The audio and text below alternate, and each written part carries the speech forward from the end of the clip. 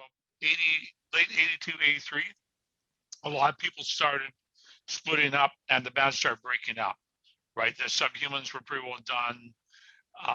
Point of Sticks were almost in complete disarray, and the other Vancouver bands were definitely broken up. They tried to move on, some starting new bands, right? So yeah. Which were successful or unsuccessful, but yeah, and it was kind of one of those things that if you didn't get out of town and play a lot, then the momentum stopped. Exactly. And so just to your point, it was like that, like, what the hell am I doing this for? Like, it's my same 50 drunken friends every 2 weeks we play down at the whatever hall, or right. And that's fun and everything, but especially if you're, in 1982, I was 21, Duff was 18. Right. You're just like that age. I mean, it's just like, it's fine playing the shows that you play for whatever reason, but then you see people getting something more. They're getting out there, they're playing shows up and down the coast. They're just doing more, just getting things done and making records and making records that sounded better, and and all those things. And it's like, well, these guys aren't really doing that. What can we do? And oh well, this guy in this band is really gung-ho and ready to take it to the next level. So people start rebuilding their things, and of course a lot of bands, it sort of loses, getting all the ambitious people together, maybe sort of possibly could lose some of the initial kick-ass factor of just a bunch of weirdos getting together and playing killer music as fast as they can.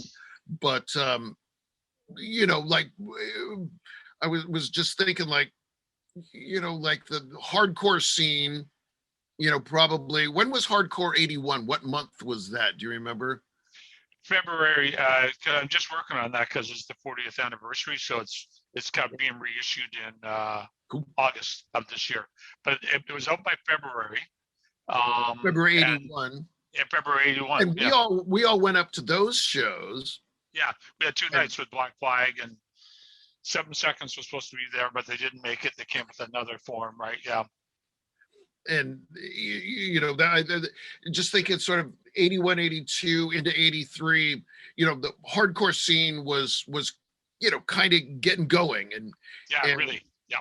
Then maybe by 83, 84, that started kind of burning out a little bit, and so many of those bands started playing slower music and hard rock and having big hair and frizzy, like LA sort of style. Yeah. Just sort of thinking of the natural sort of progression. It's like, well, all these metal bands are playing and all these girls are going to see the metal bands, whereas the hardcore bands were not only dudes, but it was heavily dude oriented sort of scene, and which in some ways made for some interesting music, but at the same time a lot of those bands kind of lost their killer edge, I think. I would agree.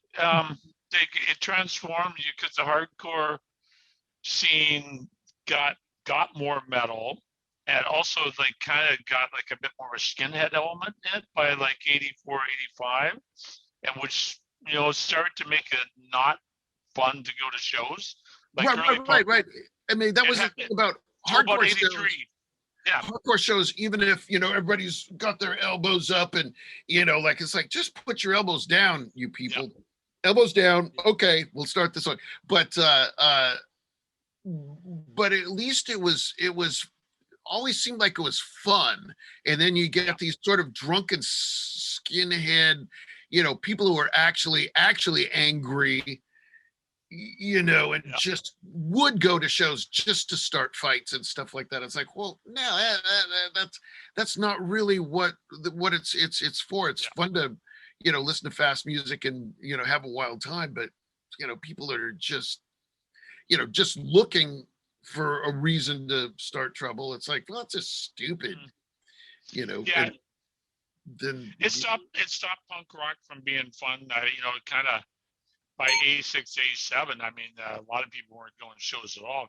It just felt like, I'm done with this, right? So, and then, then it changed. And like going back to an earlier point you made, when people sort of tried to make a more hard rock scene, from their previous punk bands, which is, to me, is fine for people to play different music, but it usually makes more sense if you change the name of the band instead of trying to use your past success. It'd be like if DOA had become like a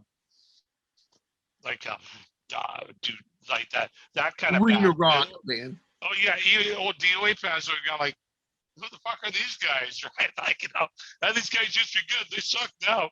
I mean, see, it's really a difficult thing because people want to progress in music, or they want to get successful, or they just want to have fun. Like you said earlier on, that's some of the great magic, the early punk rock, that it was just, you could have 3 or 4 just crazy, bizarre people that just happened to meet, and all of a sudden they made a great fucking band, right? And those elements you can't replace, even if you got somebody who's maybe a better player, or like more pro or whatever, that kind of thing. Right, for sure. It just, the magic of that kind of just weird approach, all of a sudden it was, the band lost it, right? Or at least part of it sometimes, right? So